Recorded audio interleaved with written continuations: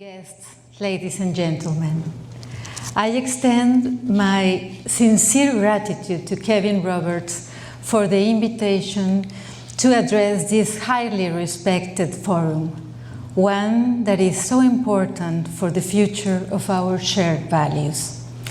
I also wish to express my loving thanks to my son Leonardo for standing here by my side and in every step for the fight for Mexico.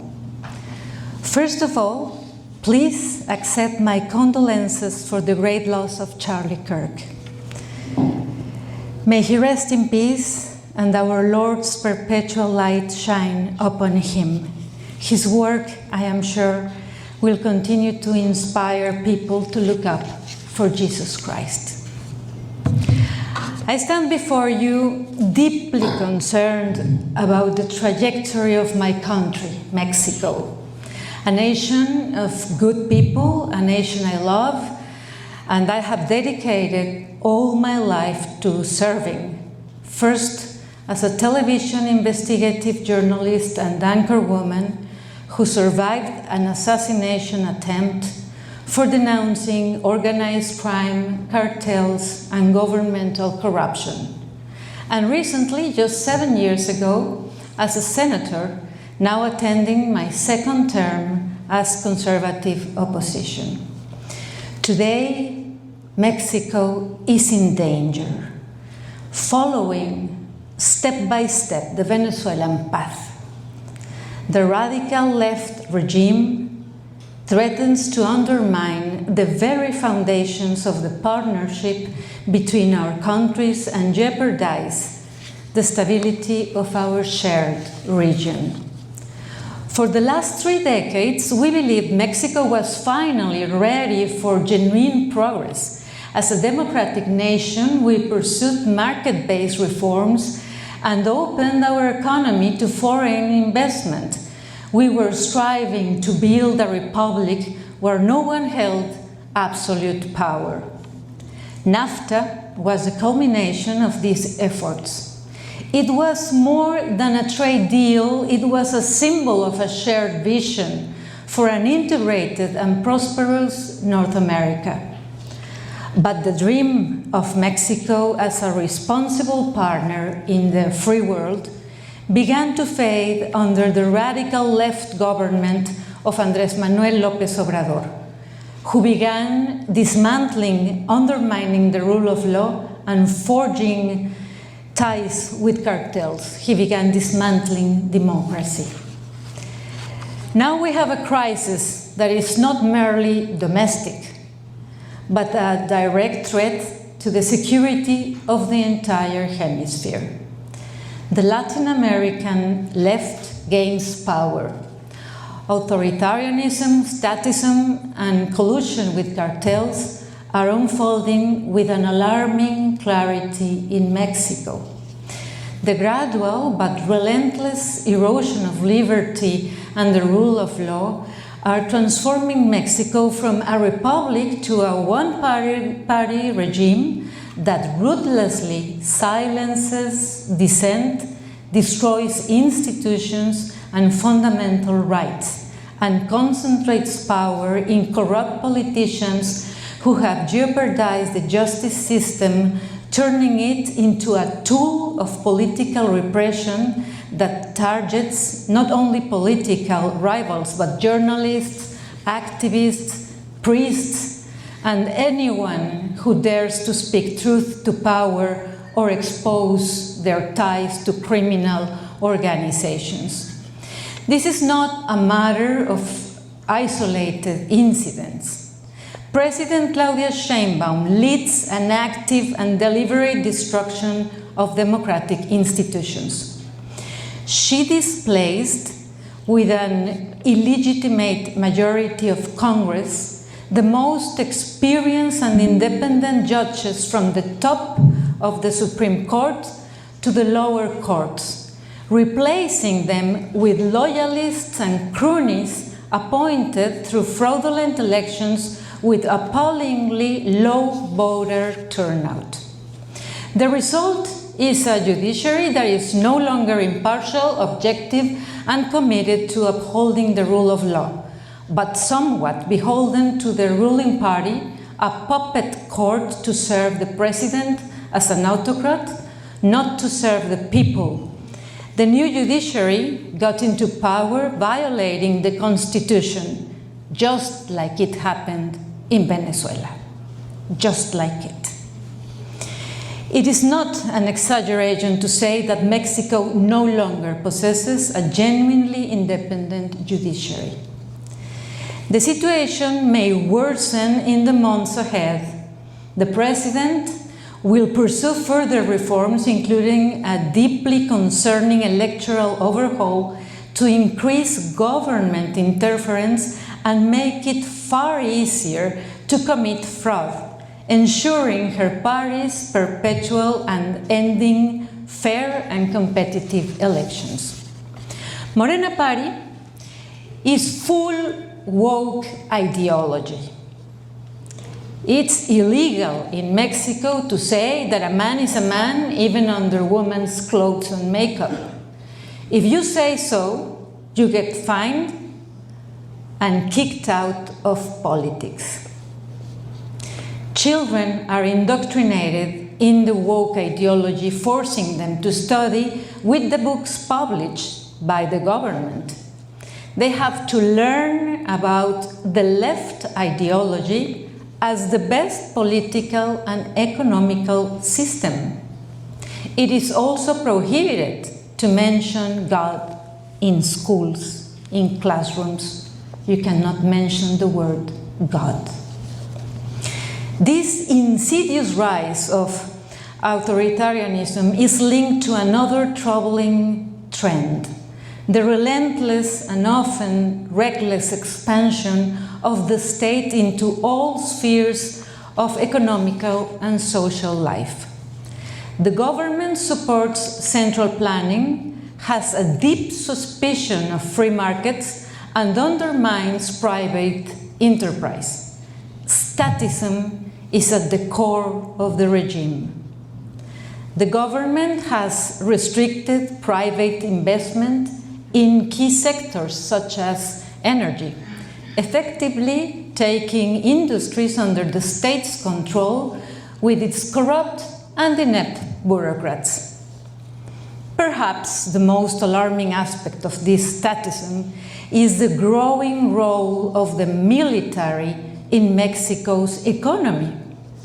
Rather than focusing on the urgent task of defending our nation from cartels, the military manage ports, airports, custom facilities, and other sectors like construction, transportation, and a wide array of commercial activities.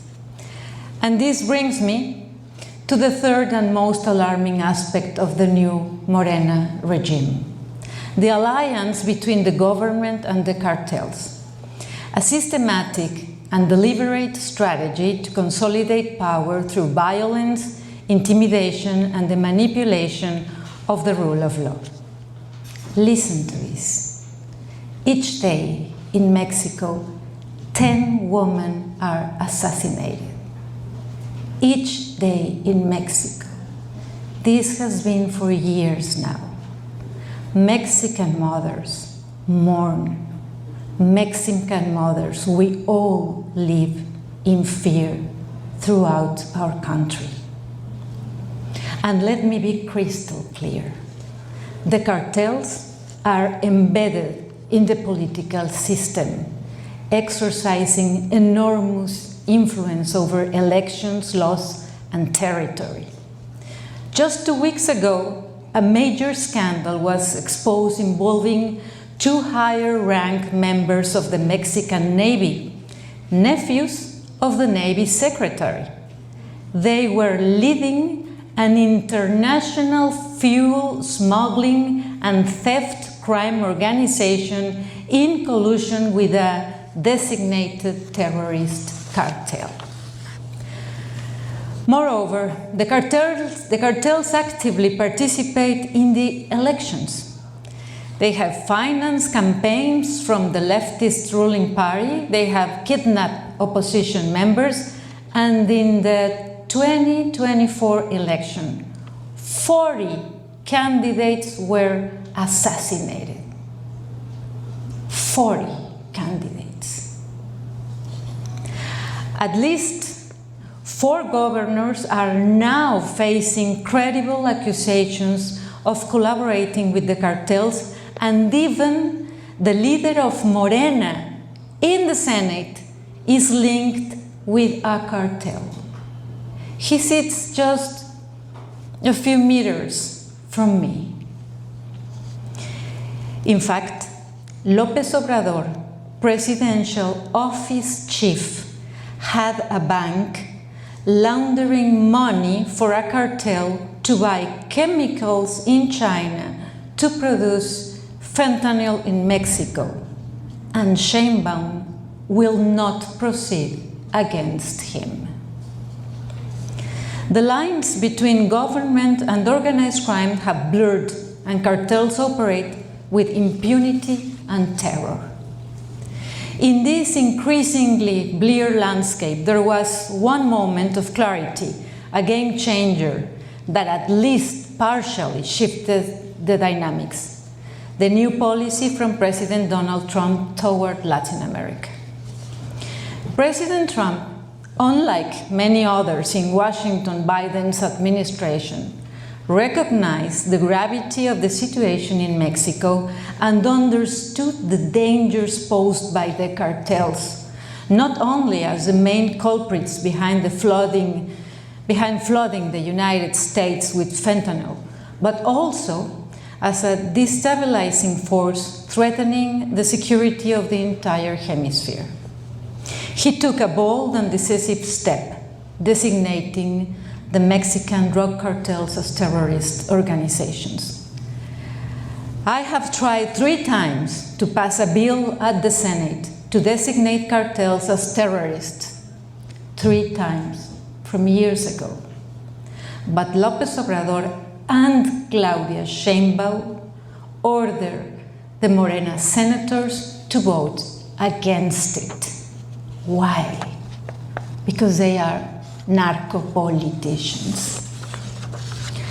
Trump's decision sent a clear message to the Mexican establishment, exposing the complicity of members of the Mexican government and forcing the new administration to take at least some steps to combat cartels. This pressure from the United States had some results: the extradition of dozens of drug lords to the United States, and finally accepting the United States intelligence capabilities in Mexico to go after these organizations. It seems to be a great result, but far from it. These are just baby steps in such an enormous criminal context that's known as a narco state. I firmly believe that millions of Mexicans welcome and value the United States support in the fight against these narco-terrorists. Without this assistance, we would remain at the mercy of a Mexican government that already had turned its back on its own people. However, allow me to be somewhat skeptical. I do not think these measures will be enough to fundamentally halt Mexico's downward drift. The underlying problems, authoritarianism, statism, corruption, and collusion with cartels, remain deeply entrenched in Claudia Sheinbaum's regime. She is just the continuity of López Obrador. The López Obrador era is not finished yet. Claudia Sheinbaum is his puppet, and even more, she is happy to do as he says. The Mexican regime, despite making some concessions to the Trump administration, views these measures merely as temporary obstacles to its long-term goals, establishing an anti-democratic, anti-capitalist, radical left and pro-criminal regime right next door to the United States. This is why it's so crucial that in the incoming USMCA negotiations, democracy and rule of law are incorporated as non-negotiable commitment from Mexico. Claudia Sheinbaum must understand that being part of North America's economic community comes with the responsibility to permanently ensure hemispheric security, actively defend democracy, and promote a competitive capitalist system. We conservatives on both sides of the border must work together to ensure that our shared values are protected. The battle of the right in Mexico is as crucial as the one taking place in Europe and the United States. But the Mexican left is far more serious and dangerous. It holds real and great power. And politicians have an alliance with cartels. Just look at one state, just one state. There are many like this. Let's take Sinaloa, for example. The whole state is run by narcos, and López Obrador and Claudia Sheinbaum were really angry when the United States got its major drug lord, and they even said that the violence was provoked by the United States for capturing this drug lord. In reality, it's the other way around. The violence is provoked by the government of Morena, who don't capture the criminals and don't capture the big narco leaders and the narco politicians who protect them. Yet there is hope for Mexico. There is a resurgence of the right, not among the political elite who have historically proven cowardly and prefer to navigate the politically ambiguous center. The resurgence of the right is taking place among the new generations, in the generation of my son, in those young Catholics who are sick of professing their faith in silence, in the men who are tired of being humiliated by radical feminism, in the families who are concerned by the indoctrination of their children, in the entrepreneurs who perceive the attack against meritocracy as an existential threat, in the victims of the cartels who desperately cry out for order. We Mexicans are, at our core, people of family values, Christian faith, and of a meritocratic spirit. It is for these reasons that voices such as the ones from J.D. Vance, President Meloni, Isabel Díaz Ayuso, Javier Milei, and Bukele are beginning to create fissures within the dominant discourse of the left in my country. Yes, the Mexican right is listening and it's beginning to articulate itself. We have to stop Mexico from becoming the next Venezuela. Right now, Mexico is not a republic anymore. Just watch the destruction of the institutions, the absence of the rule of law, the statism. Just observe the help and the admiration that Morena promotes for Cuba and Venezuela. Under Morena, Mexico has become one of the most violent and corrupt countries in the world. I hope our countries can work together against crime at a major scale.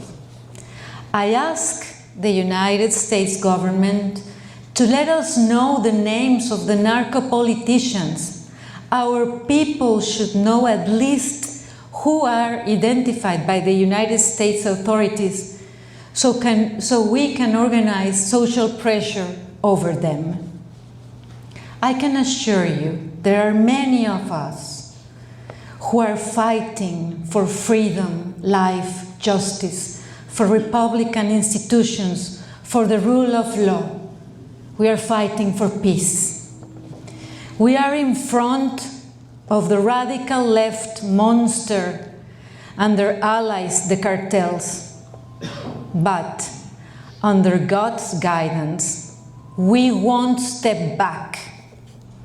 We are fighting for Mexico. Let this be known to our good American neighbors. May God bless our countries. Thank you.